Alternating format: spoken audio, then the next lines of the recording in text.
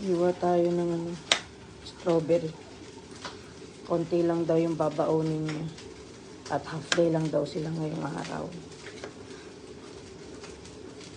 Kaya ito lang pababaan ko sa kanya. Hindi sabing half day sila. Sabi ni Princess.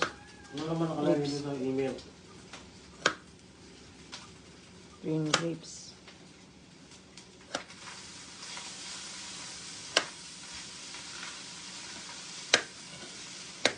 Green grapes.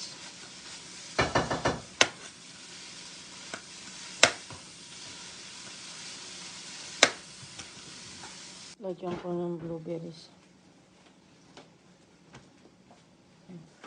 Ito yung baon ni Princess, strawberry grapes.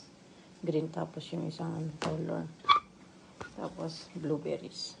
So, pinalihan ko din siya ng musi. Tapos juice, orange and mango fruit juice. Bottle of water. Okay na yung baon ni Princess. Baon ko din siya nito. Sinapay. Lagyan ko ng cream cheese. Masarap to eh. Cream cheese.